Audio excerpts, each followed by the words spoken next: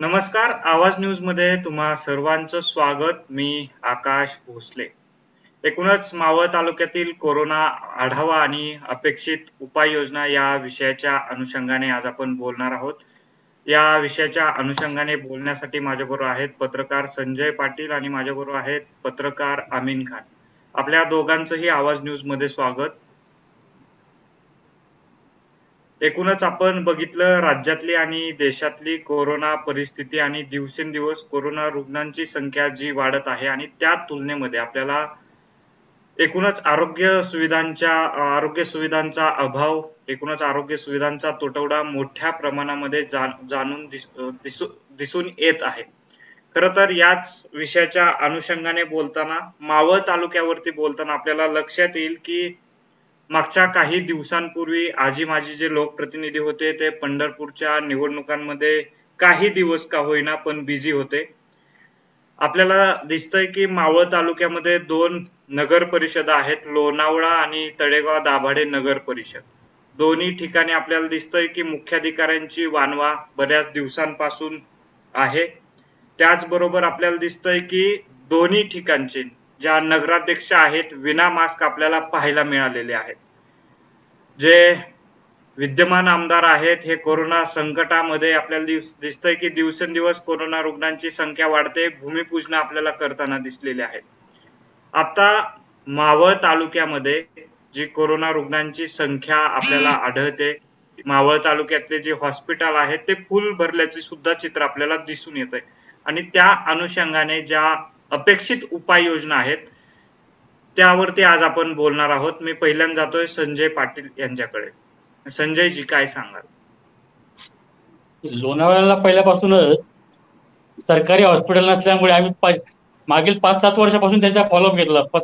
सरकारी हॉस्पिटल असणं गरजेचं आहे. पण ऐन वेळी आता त्यांचे महत्व त्यांना जाणवत आहे. राजकारण आता जाग आली सगळ्यांना तिथं. सूर्यकांत जाधव यांनी नगराध्यक्ष 4 वर्ष झाले त्यांना, आता शेवटचे 5-6 महिने राहिले. ते म्हणे आम्ही हँडओव्हर केलंय नगरसेवक आपल्या यांना, आमदारांना, म्हणजे राज्य सरकारला, उपजिल्हा कार्यालय आपल्या म्हणून हॉस्पिटल म्हणून. आता त्याची तयारी लागली. म्हणजे ते आता व्हायला अजून 3-4 वर्ष तरी लागणार आहेत. 100 कॉटच्या हॉस्पिटल करायचे म्हणल्यावर. सरकारी हॉस्पिटल एकही नाही लोणावळ्यामध्ये. आता ते एकच संजीवनी हॉस्पिटल, त्याच्यावर सुद्धा राजकारण चाललेलं आहे त्यांच्या एकमेकांचं. स्पष्टच बोलायचं म्हटलं तर श्रीधर पुजारी यांच्या वाढदिवस गेल्या महिन्यात झाला. त्यांच्या वाढदिवसानिमित्त त्यांनी कोरोनाची लसीकरण मोफत लसीकरण सुरू केलं संजीवनी हॉस्पिटलच्या मार्फत, खाजगी हॉस्पिटल म्हणून असेल तर. त्याच्या राग धरून आमदारांनी पण त्याच्यावर आता काहीतरी काल परवा हे केलं जायचं. एकच हॉस्पिटल लोणावळ्यामध्ये फक्त संजीवनी हॉस्पिटल सरकारचे काम करायला, म्हणजे त्याच्यावर सुद्धा त्यांनी आता राजकीय आरोप प्रत्यारोप चालू आहे त्यांच्या सगळ्या. ते कोरोनाच्या लसीकरणच्या बाबतीत ते होतं जे चुकीचं आहे ते चुकीचंच आहे ना. डॉक्टरांनी जरी केलं असलं ते संजीवनी हॉस्पिटलच्या लोणावळ्यातली, पण त्याच्यासाठी ऑडिट आहे, ऑडिटर आहे, सरकारी यंत्रणा आहे. कोणी कोणावर हात उचलणं म्हणजे या काळामध्ये डॉक्टरांच्या याच्यावर हे चुकीचंच आहे ना. कोणी असं तरी सुद्धा सरकारी नियमाप्रमाणे त्याचे ऑडिट आलं पाहिजे.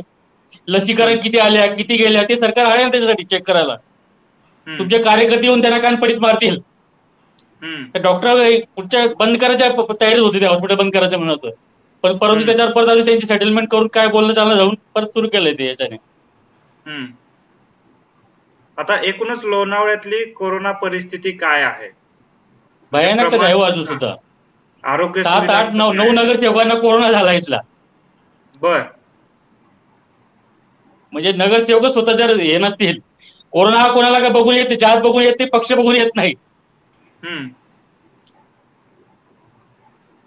आमीनजी, एकूणच ही जी आपण परिस्थिती पाहतोय की आता कोरोना रुग्ण संख्या आपल्याला वाढताना दिसते आणि एकूणच या कोरोना संकटामध्ये जसं संजयजींनी सांगितलं की एकूणच श्रेयवादाची लढाई सुद्धा आपल्याला ह्या कोरोना संकटामध्ये दिसते आणि ती लोकप्रतिनिधींकडून.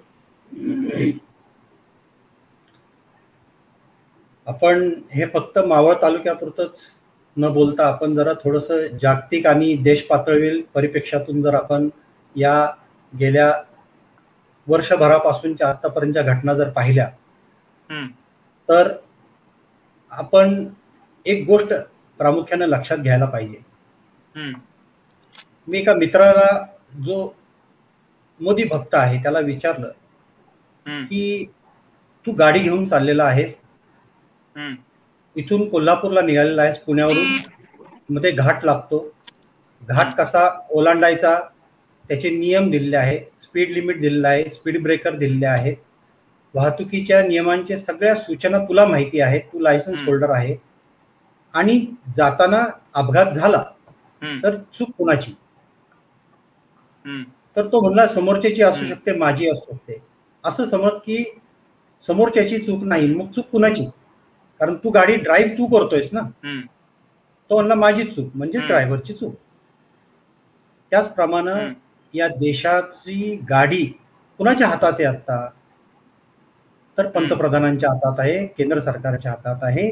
मी पेंडेमिकच्या बाबत बोलतोय की पेंडेमिकची गाडी चालत असताना त्यांना एक्सपर्ट जे डॉक्टर्स, विज्ञान आणि तंत्रज्ञान, मेडिकल मधलं तंत्रज्ञान आणि मेडिकल मधलं विज्ञान, या दोघातले एक्सपर्ट्स लोक फ्रंट लाईनला आणणं आवश्यक होतं. कशासाठी? तर ह्या कोविडचं मॅनेजमेंट करण्यासाठी. परंतु आपली पॉलिटिकल एक प्रबळ इच्छाशक्तीच्या पुढं प्रसिद्धी आपल्याला मिळावी, क्रेडिट आपल्याला मिळावं, या सगळ्या पोटी सरकारनं सगळी सूत्र प्रशासनाच्या हातात दिली आणि स्वतःच्या ताब्यात घेतली. आणि तिथून पुढं ह्या गोष्टीला जी सुरुवात झाली की पहिलेच पाऊल चुकीचं टाकलं गेलं. मी मगाशी आपल्याशी बोलताना कार्यक्रम सुरू होण्यापूर्वी एक आठवण सांगितली होती की गेल्या वर्षी पुण्याच्या विभागीय आयुक्तांनी पत्रकार परिषद घेतली, ज्यावेळी कोरोना नवीन नवीन होता, लॉकडाऊन झालं होतं आणि साधारण पहिलाच आठवडा होता. आणि त्यावेळी विभागीय आयुक्त असं बोलत होते की जसं ते या पेंडॅमिक किंवा या विज्ञान क्षेत्रातले या कोविडचे ते महातज्ञ आहेत, अशा पद्धतीनं ते बोलत होते. आणि त्यावेळी मी त्यांना एक प्रश्न विचारला की सर, आपण IAS अधिकारी आहात, काय आपल्याला ह्या क्षेत्रातलं ज्ञान आहे का? तुम्ही एवढं ठासून सांगता ही गोष्ट. तुमच्याबरोबर आज पत्रकार परिषदेला ससूनचे डीन किंवा या क्षेत्रातले तज्ज्ञ डॉक्टर्स किंवा तज्ज्ञ अधिकारी, आरोग्य अधिकारी हे का नाही आहेत? तुम्ही हे कसं काय ठणकावून सांगता? आणि त्यावेळी ते गप्प झाले. आणि दुसऱ्या दिवशी सकाळी 9:30 वाजता BJ मेडिकल कॉलेजच्या डीनकडे ही सगळे प्रशासन ह्याची अख्खी टीम गेली. आणि त्यावेळी डीन ससूनचे डीन होते चंदनकार, डॉक्टर चंदनकार, नाव पटकन लक्षात येत नाही माझ्या. तर आणि तिथून पुढं मग त्यांच्याकडून माहिती घेऊन मग पुढच्या गोष्टी सुरू झाल्या. माझा सांगायचा मुद्दा आहे की आज देशभरातली जी भयानक परिस्थिती आहे, सरकारी आकडे जे आलेले आहेत त्याच्यापेक्षा सुद्धा भयान परिस्थिती आहे आज देशात. एक करायला तुमचं सगळं रॉकेट तंत्रज्ञान, विज्ञान सगळं फेल का झालेलं आहे? कारण त्या लोकांना या रोगाशी मुकाबला करण्यासाठी व्यासपीठ किंवा संधी कोणीही उपलब्ध करून देत नाहीत. कायद्याचा बडगा दाखवतात आणि डॉक्टरांना भीती दाखवतात, डॉक्टरांना पुढे येऊन देत नाहीत. वेगवेगळ्या सगळ्या भारतात पहा, प्रत्येक ठिकाणी तिथले लोकप्रतिनिधी हे ॲग्रेसिव्ह होऊन संवाद साधतात. दुसरं कारण, आपला मीडिया अक्षरशः अंध आणि बहिरा झालेला आहे असं वाटतंय. कारण जो उठसूट, म्हणजे मी सांगतो दिल्लीपासून गल्लीपर्यंत म्हणा किंवा तळेगावच्या स्टेशनपासून ते पार महाराष्ट्राच्या मुंबईच्या राजधानीपर्यंत पहा, उठसूट पत्रकार हे नागरिकांना जबाबदार धरतात. बेजबाबदार नागरिक आणि बेजबाबदार भाजी विक्रेते आणि अनधिकृत भाजी विक्रेते, काय उठसूट ते बातम्यांच्यात एवढं पेरलं जात आहे की नागरिकांना म्हणजे नागरिकच विलन आहेत अशा पद्धतीच्या बातम्या देण्यात येत आहेत. काय कधी या बातमीदारांनी जे या भाजी विक्रेत्यांना, काय त्याला हौस आहे भाजी विक्रेते, त्याचं पोट पाणी चालवायचं, शेतात राबायचंय, भाजी तोडायची, उठायची, आणायची, विकायची मातीमोल भावानं, कसा तरी घर आणि त्याची अधिकृत अनधिकृतची कॅटेगरी करायचा अधिकार ह्या पत्रकारांना दिलेला आहे का? सामाजिक भान ठेवून पत्रकारिता न करणारे हे सगळे पत्रकार, मला त्यांनी कधी कुठल्याही पत्रकारांनी गेल्या 1 वर्षभरामध्ये काय कुठल्या डॉक्टरला भेटले की डॉक्टर हे पेंडेमिक आले, ह्याच्यावर खरं उपचार काय आहे, काय करायला पाहिजे, ह्याचं नियोजन कसं करायला पाहिजे, तुमचं नियोजन काय, तुमचा अभ्यास काय? ही दुसरी गोष्ट सगळ्यात मला वाटतं ह्या महामारीला आजच्या स्थितीला ही मीडिया हा दुसरा कारणीभूत आहे. मी कंटिन्यू करू, अजून मला बोलायचं आहे याच्यावर. थोडस आपण मावळवरती आलो तर बरं होईल. आमीनजी आवाज येतोय? हा, थोडस मावळवरती मी मावळवर येतोय. जे चित्र मी सांगतोय हे केवळ मावळचं नाही किंवा हे भारताचं नाही, तर हे सगळ्या ठिकाणचं आहे आणि मावळवर मी येणार आहे. तत्पूर्वी ही जी बॅकग्राऊंड आहे ही फार महत्वाची आहे, कारण का की ज्या चुका झालेल्या आहेत त्या सुधारायची ही शेवटची संधी आहे. अन्यथा मला असं वाटतं की लोकांना म्हणजे लोकांचं अंत्यविधी करायला सुद्धा जागा मिळणार नाही. अक्षरशः मुर्दे आहेत ना, घराघरातून रस्त्यावर पडले असतील, त्या तळमळीने मी बोलतोय. पहिली गोष्ट की शासन आणि प्रशासनानं कुठल्याही सायंटिफिक अप्रोच न ठेवता या पॅन्डेमिकचं मिसमॅनेजमेंट केलेलं आहे. दुसरी गोष्ट, अंध मीडियानी कुठल्याही सामाजिक भान न ठेवता त्याचं वृत्तांकन केलेलं आहे. तिसरी गोष्ट अत्यंत महत्वाची आहे की आपल्याकडं आयुष मंत्रालय आहे, आपल्याकडं दिग्गज मंत्री आहेत, जे डॉक्टर आहेत, आरोग्य मंत्री केंद्रात, आणि ह्या सगळं असं असताना जगभरामध्ये नुसतं रेमडेसिवीर, ऑक्सिजन ह्या पुरता मर्यादित विषय तुम्ही डोक्यात ठेवून या रोगावर मॅनेजमेंट किंवा या रोगावरच्या उपचार पद्धतीला लोकांसमोर आणता. कोविडची लस या व्यतिरिक्त काही उपाय आहेत असं कधी कुणाला वाटत का नाही? आज आपण भारताचा उल्लेख करतो, आपण हिंदुस्थानचा उल्लेख करतो की इथं आयुर्वेद, युनानी, होमिओपॅथी याचे प्रॅक्टिस करणारे 101 डॉक्टर्स आहेत. का आयुष मंत्रालयाला का असं वाटलं नाही की होमिओपॅथीतून काही याच्यात उपचार होऊ शकतात का, आयुर्वेदातून काय उपचार होऊ शकतात का, योगातून काय उपचार होऊ शकतात का?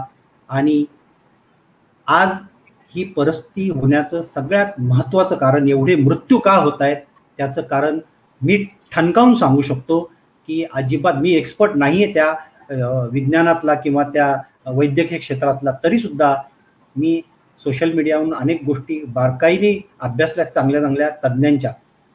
आत्ता जे मृत्यू होत आहेत ते करोनाने नाही होत, करोनाची भीती पसरवल्यामुळं माणसाची इम्युनिटी कमी होते.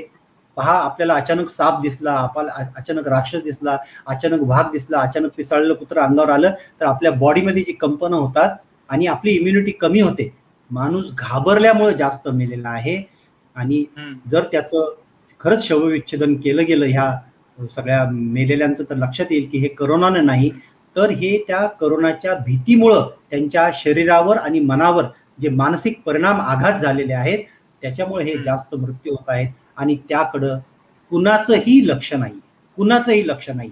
नुसतं रेमडेसिवीर आणि ऑक्सिजन याच्या भोवती आता खरं तर हे सगळं फिरत राहिलेलं आहे वैद्यकीय चक्र. मला असं वाटतं की अजून वेळ गेलेली नाहीये लोकांना धीर देण्याची, लोकांना मानसिक आधार देण्याची, त्यांचं मानसिक स्वास्थ्य सुधारण्याची. आणि कोरोना झालाय म्हणून काहीही फार संकट कोसळलेलं नाहीये, ह्या गोष्टींचं काउन्सिलिंग करणं भयंकर गरजेचं आहे. आणि ते काउन्सिलिंग हे एक्का दुक्का डॉक्टर किंवा एक्के दुक्के ऍक्टिव्हिस्ट किंवा एक्के दुक्के मीडिया पर्सन करू शकत नाही, तर हे मास लेवलवर होणं गरजेचं आहे. बाकी यावर काय मावळातली एकूण कोरोनाची परिस्थिती त्यावरती आपण बोलूया. मावळातल्या कोरोना परिस्थितीचा विचार जर करायचा असेल, पहा, कुठल्याही गोष्टीची तुलना करावी लागते, तर त्यावेळी तुम्हाला त्याचे हे करता येतात. उगाच नुसतं एकच संघावर बोलायचं तसं नाही, त्याला दुसरा संघ लागेल तुलना करायला. मावळची तुलना आपण देशाच्या एकंदरीत परिस्थितीच्या तुलनेत करा, किंवा दिल्लीच्या तुलनेत करा, किंवा मुंबईच्या तुलनेत करा. कुठेतरी तुलना केल्याशिवाय मावळची परिस्थिती आपल्याला सांगता येणार नाही. आज ज्या पद्धतीनं मावळातलं कोरोनाची परिस्थिती आहे ती इतर ठिकाणच्या पेक्षा वेगळी एका गोष्टीने आहे की किमान मावळात हा कोरोना खूप चांगल्या प्रकारे नियंत्रणात आणलं आहे उपचारांच्या बाबत मी सांगतोय. जर मावळची तुलना इतर केली तर दिल्ली मुंबई सारखी भयावह परिस्थिती आज मावळात नाही हे आपलं सुदैव आहे. याचं श्रेय कुणाला द्यायचं काय द्यायचं या भानगडीत मी पडणार नाही. परंतु आमदार सुनील शेळके ज्या पद्धतीनं काम करतायत मला असं वाटतं की ते एक योग्य दिशेने ते चाललेले आहेत. आम्ही आपण अशी मांडणी करताना जी उदाहरणं देतोय. आमीनजी माझा आवाज येतोय? आमीनजींचा आवाज नीट येत नाहीये. संजयजी माझा आवाज येतोय? हो येतोय.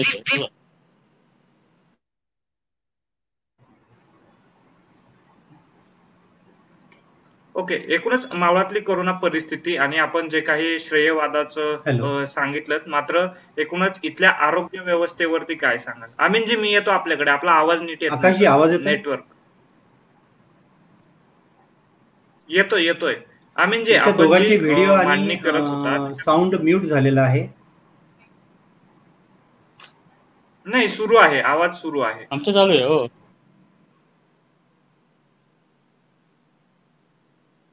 चला आवाज येतोय आपल्या दोघांनाही आवाज येतोय? हो येतोय. आमीनजी मी येतो आपल्याकडे. संजयजी मला सांगा की आता एकूणच मावळातली आरोग्य व्यवस्था आहे त्यावरती काय सांगाल? कालच एका 2 सेंटरचे उद्घाटन आमदारांनी केले तिकडे. म्हणजे एक LNT गवळीवाड्यात आहे लसीकरणसाठीचं. म्हणजे लसीकरण वाढवणं सुद्धा एक त्याचा मोठा उपाय होऊ शकतो.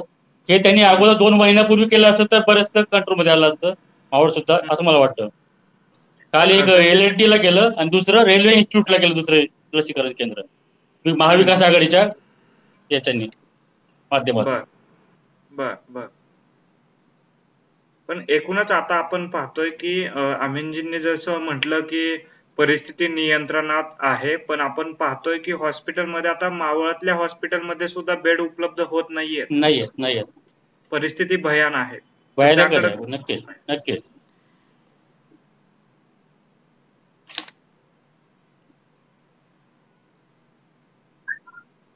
आमीनजींना मी कनेक्ट करतोय.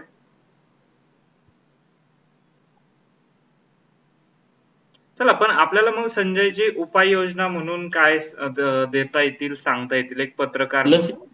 लसीकरण वाढवणं हा आपल्याकडे हातात राहायचा एक मोठा उपाय आहे. जास्तीत जास्त लोकांनी लसीकरण करून घे. पण आता हे मावळापुरतं जर आपण म्हटलं तर राज्यात आणि देशातच लसींचा तुटवडा मोठ्या प्रमाणामध्ये आपल्याला दिसून येतोय. आणि आता परत 1 तारखेपासून ते पुन्हा सर्वांसाठी खुले होते म्हटल्यावर तर त्याची चंचल बागेत भासणारच आहे.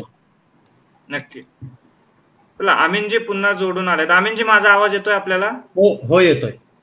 आपण जी मांडणी करत होता आमीनजी की इतर तुलनेमध्ये मावळातली परिस्थिती जी आहे ही नियंत्रणामध्ये आहे, पण आपण जी उदाहरणं देत होता तिथली लोकसंख्या आणि मावळाची लोकसंख्या ह्याचा सुद्धा आपण मला असं वाटतं की विचार करणं महत्वाचं आहे.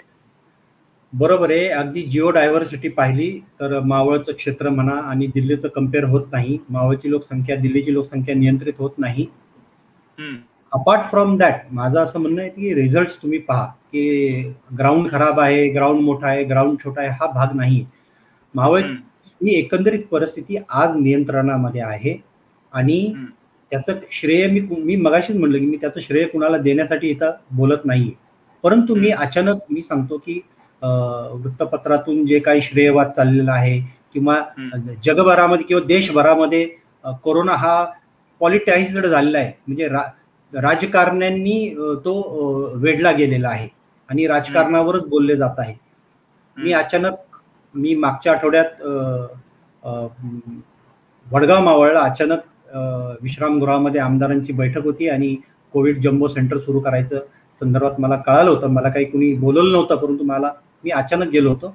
त्यावेळी ज्या पद्धतीनं आमदार सुनील शेळके वैद्यकीय अधिकाऱ्यांच्या समवेत चर्चा करत होते हे पाहून थोडंसं बरं वाटलं की डॉक्टर काय करायला पाहिजे, आरोग्य हे असं कसं होईल, ते शंका वेगवेगळ्या विचारत होते आणि त्याची उत्तरं ते घेत होते. त्यामुळं त्या कर्मचाऱ्यांना वैद्यकीय कर्मचाऱ्यांना सुद्धा एक वेगळं प्रोत्साहन येतं. ते वेगळ्या जोमानं काम करतात. त्यांना शिव्या घालून ह्याच्यावर होत नाही. आणि आज प्रशासनावर राजकारण्यांचा प्रचंड दबाव आहे. म्हणजे कलेक्टर असो किंवा सचिव असो यांच्यावर प्रचंड दबाव आहे किंवा पोलीस संचालक असो, अधीक्षक असो, काय होतं की त्यांच्यावर पॉलिटिकल प्रेशर टाकलं जातं, ते खाली प्रेशर अधिकाऱ्यांवर टाकतात आणि मग इम्प्लिमेंटेशन करणारे जे ग्राउंड लेवलचे जे काही सगळे कर्मचारी शासकीय आहेत ते त्या पद्धतीने नागरिकांना व्यवस्थित सेवा देत नाही. किंवा आमीनजी माझा प्रश्न आहे की मावळामध्ये आता कोरोना परिस्थिती आणि आरोग्य व्यवस्था जे आहे सर्व आलबेल आहे असं तुम्हाला वाटतंय? नाही, हे एक गोष्ट लक्षात घ्यायला पाहिजे की मावळात असणारी एकूण आरोग्य सुविधांची उपलब्धता सरकारी पातळीवरची आणि खाजगी पातळीवरची, याचा पहिल्यांदा तुम्हाला अभ्यास करावा लागेल किंवा याची पहिल्यांदा वास्तव समजून घ्यावं लागेल की मावळची आता एकंदरीत लोकसंख्या मावळची अगदी फ्लोटिंग लोकसंख्या जर आपण विचारात घेतली तर 4-4.5 लाख पर्यंत मावळची लोकसंख्या होती फ्लोटिंग. त्याच्या तुलनेमध्ये गेल्या 25 वर्षामध्ये किती सुविधा उपलब्ध केल्या त्याचा विचार तुम्ही करायला पाहिजे. पहिली गोष्ट म्हणजे सरकारी पातळीवर काय व्यवस्था आहेत, दुसरी गोष्ट खाजगी पातळीवर काय व्यवस्था आहेत. आणि अचानक हा काही फक्त मावळावर एकटा संकट आले नाही, हे भारतामध्ये आलेलं अचानक हा जो स्ट्रेन किंवा ही जी लाट आली त्या लाटेमध्ये अचानक रुग्णांची संख्या प्रचंड प्रमाणावर वाढली आणि मग रुग्ण दाखल झाले. त्यामुळं आहे त्या परिस्थितीमध्ये ज्या पद्धतीनं मावळामध्ये आमदार असो, प्रशासन असो किंवा पोलीस असो, ज्या पद्धतीनं आता कामकाजाचा जो रॅपो आहे माझ्या मते तो कौतुक करण्यासारखा नसला तरी त्याच्यावर नाराज होण्यासारखं काही नाहीये. परंतु पुढचं आव्हान जर पाहिलं, पुढचं येणारा संकट जर आत्ताच जोखलं आपण, तर मला असं वाटतं की या पद्धतीला अजून काही थोड्याशा सुधारणा जर केल्या तर मला असं वाटतं की मावळातली परिस्थिती कधीही खराब होणार नाही. चला त्याच सुधारणावरती बोलूयात. आमीनजी, काय सुधारणा काय अपेक्षित आहेत, पत्रकार म्हणून काय वाटतंय?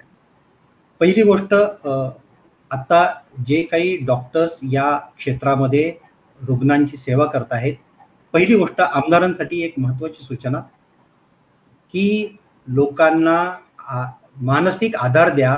लोकांना सांगा की हा जो रोग आहे या रोगामुळं हा रोग काही फार जीव घेणा नाहीये, याच्यावर उपचार आहे, तुम्ही घाबरून जाऊ नका.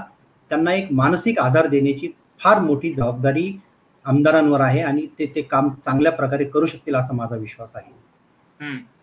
दुसरी गोष्ट, मावळातले जे काही पत्रकार आहेत त्यांनाही माझी हात जोडून नम्र विनंती आहे की आता ह्या छुटरपुटर बातम्या देणं सोडा, जरा वास्तवाला या, विज्ञानाच्या दृष्टिकोनातून जरा डॉक्टर तज्ज्ञ यांच्याशी बोला आणि एक पॉझिटिव्ह बातम्या देण्याचा प्रयत्न करा.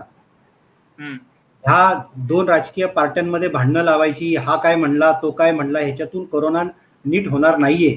इथं भाजीवाले बसले, तिथं बाजारात गर्दी झाली आणि ह्यांनी हे केलं आणि त्यांनी ते केलं, ह्या बातम्यांना सोडून माध्यमांनी सुद्धा आता थोडंसं आपलं भान ओळखून जागं व्हायचे आणि विज्ञानाच्या दृष्टिकोनातून कसं लोकांना आधार देता येईल, लोकांना न घाबरवता लोकांना वास्तवाचं भान देऊन कशी काळजी घेता येईल, हा सुद्धा रोल त्याच्यामध्ये एकटा आहे. आणि राहता राहिले परिस्थिती, ज्या तक्रारी मावळ तालुक्यामध्ये ऑक्सिजन सिलेंडरची उपलब्धता असो, रेमडेसिवीरची असो, बेड्सची असो किंवा ह्या सगळ्या गोष्टी ह्या मावळात निर्माण होत नाहीये. ही केंद्र सरकारची आणि राज्य सरकारची जबाबदारी आहे की हा पुरवठा जर तुम्ही त्यांना केला तर, जर तुम्ही शस्त्र दिली तर ते योद्धे लढतील. तुम्ही शस्त्र देत नाही आणि योद्धा लढला नाही, त्याच्या हातात एखादं दंडुकलं देताय आणि त्याला तुम्ही सांगताय की हा लढतच नाहीये, असं करून डॉक्टरांचं मनोधैर्य खच्चीकरण होईल. अशी कुठली गोष्ट मला असं वाटतं की मावळात घडता कामा नये. आणि कार्यकर्त्यांनी आणि नेते हो इच्छिणाऱ्यांनी आणि नेत्यांनी आता थोडीशी त्यांची जी प्रसिद्धी लोलुपपणा आहे की आमची बातमी छोटंसं टेबलवर बसायचं आणि आम्ही एवढं लसीकरण केलं, ह्याच्यावर कंप्लीट पत्रकारांनी झाला आहे ना, अजिबात ह्या बातम्यांना आरत्या ओवाळायचं बंद करायला पाहिजे ह्या पुढाऱ्यांच्या, तरच ते हे थांबतील. त्यांना फक्त 10 मिनिटासाठी येतात, फोटो बिटो काढतात, प्रेस नोट पाठवतात आणि आम्ही त्या छापतो की जणू काय हा फार मोठा नेता कोरोनावर मात करायला निघालेला आहे. काही ह्या बाबतीत मला असं वाटतं प्रसार माध्यमांची भूमिका महत्वाची आहे आणि एकंदरीत जी व्यवस्था आहे मेडिकल व्यवस्था त्यांना थोडा फ्री हँड द्या. हा ठीक आहे, काही डॉक्टर्स जर गैरप्रकारे बिलं करत असतील त्यांच्या हमखास वचक ठेवायला पाहिजे, त्यांना जाब विचारला पाहिजे आणि जर ते चुकले असतील तर त्यांना एक संधी पण द्यायला पाहिजे. जर त्याच्यातून सुरुवात करताना असं सांगितलं होतं की दोन्ही नगर परिषदांच्या नगराध्यक्ष ज्या आहेत त्या विनामास्क आढळलेल्या आहेत. एका नगराध्यक्षांवर विनामास्कची कारवाई सुद्धा झाली आणि आमदारांचा आपण जो उल्लेख करत होता, या कोरोना संकटामध्ये भूमिपूजनाचे कार्यक्रम आणि पोटनिवडणुकीच्या प्रचाराला, त्यावरती पण आपण प्रकाश टाकावा. आकाशजी, जे बंगालमध्ये पंतप्रधानच करतात, एवढी मोठी गर्दी जमवतात, एवढं मोठमोठं भाषण देतात, एक खूप चांगला व्हिडिओ आलेला आहे द वायरचा, तो अवश्य पहा. की पाहिला. जर पंतप्रधानच जर 2 नगराध्यक्षांचे पंतप्रधानच जर ते करत असतील तर त्यांचेच हे वारसदार आहेत.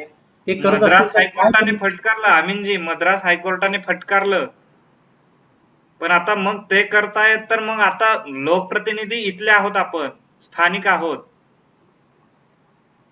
मी सांगितलं ना की एक सामाजिक भान बाळगण्याची फार गरज आहे आणि जे झालं ते झालं, परंतु यापुढं सामाजिक भान आणि प्रसिद्धीपासून लांब राहिलं तर मला असं वाटतं की त्याही गोष्टी टाळता येतील. चला, संजयजींना काहीतरी बोलायचं. संजयजी बोला. बोला, आवाज येतोय आपला, बोला.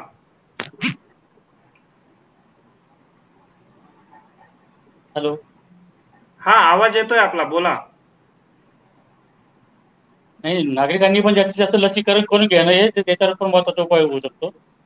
लसीकरणामध्ये पण कन्फ्युजन झाले लोकांमध्ये, काय त्रास होईल, त्याचा त्रास होतो, लस घेतल्यावर माणूस त्याला त्रास होतो, म्हणून त्यापासून लांब होतात लोक. त्यांनी पण न घाबरता लसीकरण करून घेणं गरजेचं आहे.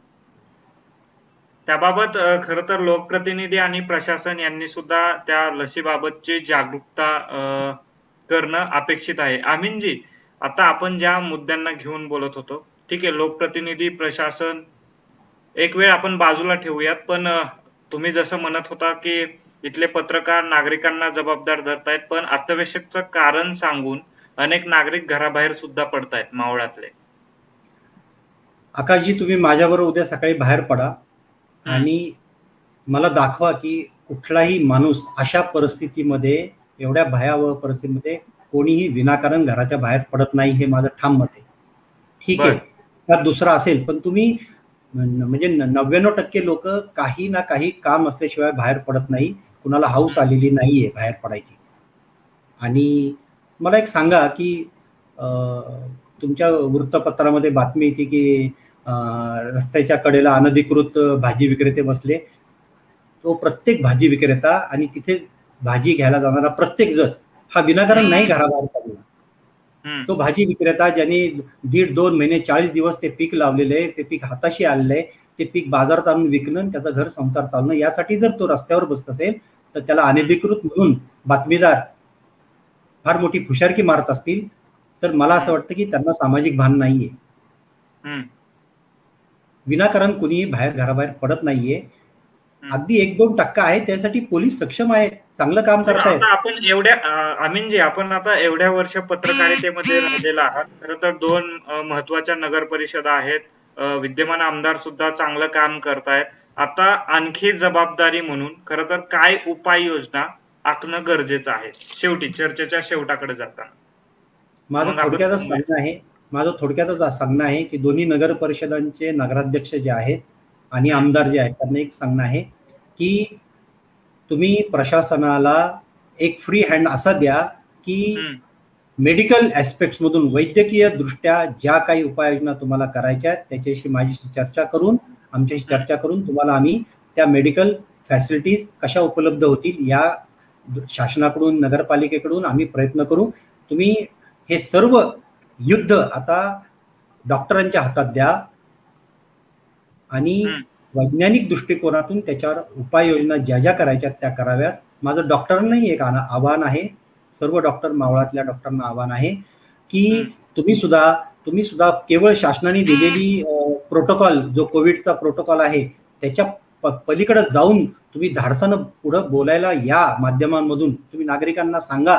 तुमचा एक व्हिडिओ हजारो नागरिक ज्यावेळी पाहतील आणि ज्यावेळी त्या पेशंट्सला धीर येईल की अरे याच्यातून आपण बरं होऊ शकतो, तर त्यावेळी थोडंसं काहीतरी वेगळ्या पद्धतीने सांगा. आणि माझी आमदारांना पण एक विनंती आहे की भारतात भले आयुष मंत्रालयानं, केंद्र सरकारच्या आरोग्य मंत्र्यांनी, केंद्रीय आरोग्य मंत्र्यांनी किंवा महाराष्ट्राच्या आरोग्य मंत्र्यांनी जरी ही भूमिका घेतली नसली तरी तुम्ही एक लोकप्रिय आमदार म्हणून आज महाराष्ट्रात परिचित आहात. तुम्ही शासनाला सांगा की ॲलोपॅथीच्या व्यतिरिक्त होमिओपॅथी, युनानी मेडिसिन, आयुर्वेदिक असा एक होलिस्टिक अप्रोच जर करता आला तर काय त्याच्यातून रिझल्ट्स येत आहेत का पहा. हा प्रयोग नाहीये. हे काही डॉक्टरांनी, मी सांगतो की अथर्व हॉस्पिटलमध्ये मागच्या वर्षी 8 पेशंट्स, त्यापैकी एक पेशंट्स माझ्या ओळखीने ऍडमिट केलेला होता. 8 पेशंट्स ज्यांचं अंतिम सांगितलं होतं की आता हे उद्या यांची तयारी करा. हे 8 पेशंट्स केवळ होमिओपॅथीचा अप्रोच, होमिओपॅथीची ट्रीटमेंट आणि रुग्णांना मानसिक आधार दिल्यामुळं बरे होऊन आजही ते 8चे 8 रुग्ण ठणठणीत आहेत. अशा पद्धतीने डॉक्टरांशी बोला की या ॲलोपॅथी सोडून सुद्धा काय थोडं मानसिक सायकोलॉजिस्ट जे आहेत त्यांचं कुठं मदत घेता येईल का, रुग्णांशी त्यांना संवाद साधता येईल का, थेट संवाद 1 to 1 त्यांच्या कुटुंबियांशी संवाद साधता येईल का. आत्ताच मी तुम्हाला सांगतो की माझे एक मित्र आहेत, त्यांनी सांगितलं की त्यांच्या कुटुंबातलं एक पेशंट, त्यांच्या मित्राच्या कुटुंबातला एक पेशंट गेला, त्यानंतर 2-3 दिवसांनी दुसरा गेला, आई, वडील, काका, आणि हे सगळं कुटुंबाच्या कुटुंब गेलेलं आहे. याच्या पाठीमागं मला असं वाटतं की कोरोनाचं, पाटील सर आवाज येतोय माझा? येतोय. हा, तर मला अत्यंत प्रकर्षण जाणवायचं की ही गोष्ट लक्षात घ्या, कोरोनापेक्षा कोरोनाच्या भीतीनं मरणाऱ्यांची संख्या जास्त आहे.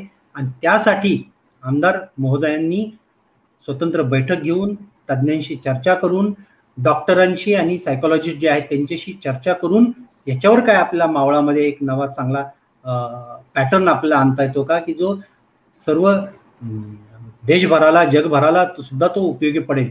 असं काही काउन्सिलिंग करता येते का पहा. मी सांगतो, निश्चितपणे सांगतो की मृत्यूंची संख्या प्रचंड प्रमाणात खाली येईल, रुग्ण बरे व्हायचे प्रमाण चांगलं होईल. हॉस्पिटलमध्ये ऍडमिट न होता सुद्धा अनेक पेशंट चांगल्या पद्धतीने बरे होईल. आणि आकाशजी, तुम्हाला एक उदाहरण सांगतो मी की एका डॉक्टरांशी मी, खूप वरिष्ठ डॉक्टर आहेत, मायमर मेडिकल कॉलेजचे डॉक्टर जाधव म्हणून आहेत, त्यांच्याशी मी 4 दिवसापूर्वी अत्यंत सविस्तर एका विषयावर बोललेलो होतो की डॉक्टर, आता हे मृत्यूचं प्रमाण एवढं वाढत आहे, मावळ तालुक्यात सुद्धा बेड नाही आहेत, मावळ तालुक्यात सुद्धा काही पेशंट मृत्यूमुखी पडत आहेत, तर काय तुम्ही डॉक्टर म्हणून मला याचं उत्तर हवंय. म्हणलं मला काही कुठे प्रसिद्ध करायचं नाही, परंतु ह्याच्यावर काय उपाय काढता येईल का. तर डॉक्टरांनी सुद्धा सांगितलंय की पेशंट्स हे अंगावर, पहिल्यांदा बघा नागरिकांची जबाबदारी काय आहे. पहिली जबाबदारी आहे नागरिकांची की आपल्याला कोरोनाची लक्षणं दिसल्यावर ते अनेक दिवस घरामध्ये थांबतात आणि अशा स्टेजला आल्यानंतर हॉस्पिटलमध्ये जातात की जिथे त्यांना ऑक्सिजनची गरज पडते, जिथे त्यांना रेमडेसिवीरची गरज पडते, त्यांना तात्काळ ICUच्या सर्व सुविधांची गरज पडते. एवढी परिस्थिती येईपर्यंत तुम्ही घरात का थांबता? का तुम्हाला फॅमिली डॉक्टर नाहीये? का तुम्हाला कुणाशी बोलता येत नाही? काय तुम्हाला एक आयब्रुफेनच्या गोळीने सुद्धा तुम्ही कंट्रोल करू शकता? हे माझं मत नाहीये. हे एक चांगल्या भारतातल्या एका नामवंत डॉक्टरांचे व्हिडिओज तुम्ही सोशल मीडियावर जर पाहिले तर तुम्हाला जर वाटलं की असं काही होतंय तर तुम्ही आयब्रुफेनच्या गोळीवर सुद्धा तुम्ही त्याला कंट्रोल करू शकता आणि नियंत्रणात आणू शकता. 3 दिवसाचा प्रश्न असतो, फक्त 3 दिवस. 3 दिवस जर काळजी घेतली तर पुढचे हे 14 दिवस आणि नंतर लोकांचा 10वा आणि 13वा करावा लागायची वेळ येणार नाही.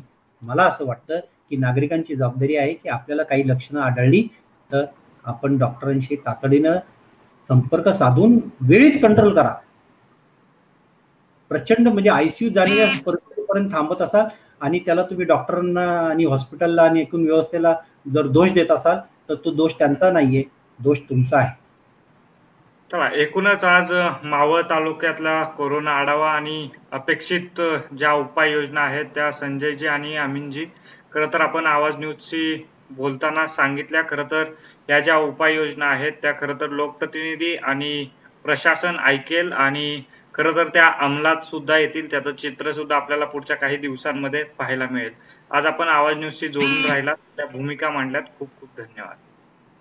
धन्यवाद.